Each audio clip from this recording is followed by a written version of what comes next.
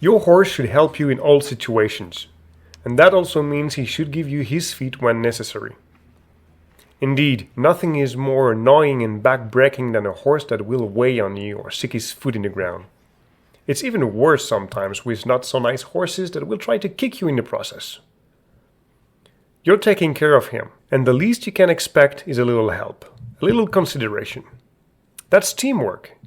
You want to be able to touch your horse's legs all over without having him moving around. Then, pressing the right button should call the foot up. To pick the front legs, you can use the chestnuts as a switch. Press it until the horse raises up the foot.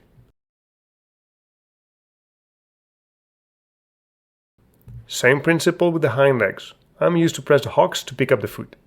As soon as a hoof is up in the air, grab it gently and pet your horse. And when you're done, don't let the foot fall down. Bring it gently down to the ground.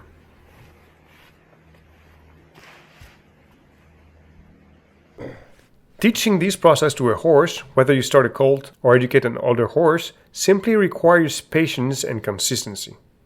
You will often hear me use these words, but I think they are the best qualities one should have to become a horseman or horsewoman. As you can see here, the cue is exactly the same. I pinch the chestnut and wait.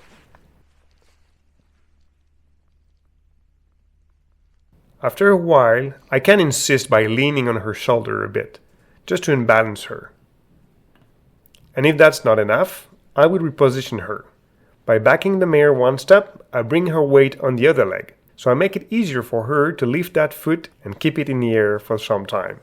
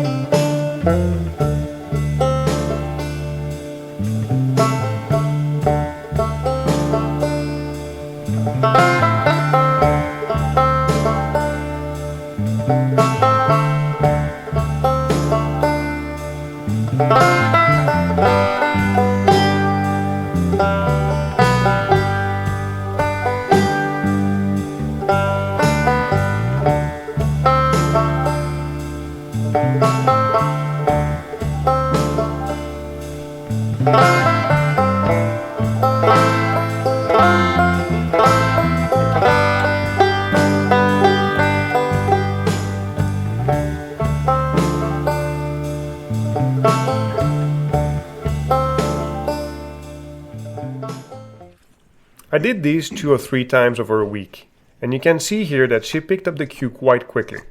She now knows how to balance herself and to help me by lifting the foot and letting me the opportunity to clean the hoof.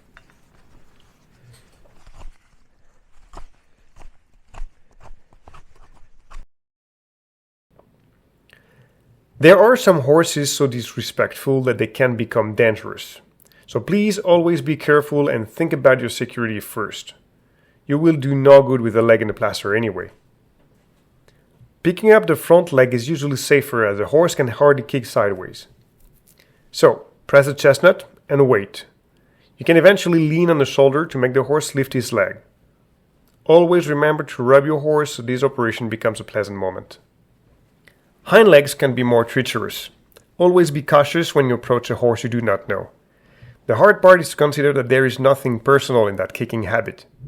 Such horses have been taught to behave badly by poor hands, so we have to re-educate them. Sometimes, though, the bad behavior will persist. In this case, we need to firm up.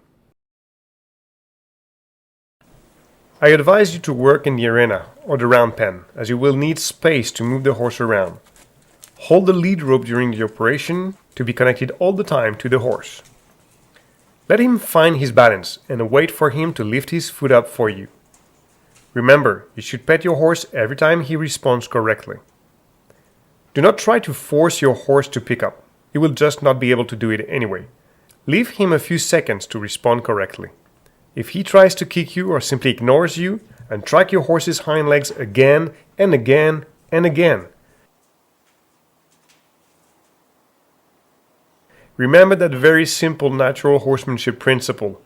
Make the right thing easy and the wrong thing difficult. The right thing is to give his foot when I press with my hand. And the reward is a release and a good rubbing. The wrong thing is to kick me, and the reward is a lot of unwanted work and activity for him.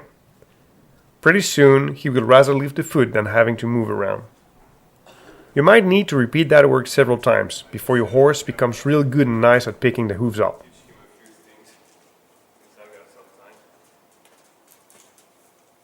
But most of the time, a couple of days of that work will be far enough to avoid any more kicking or dangerous behavior. A few more days and your horse will start to become your partner in that matter too.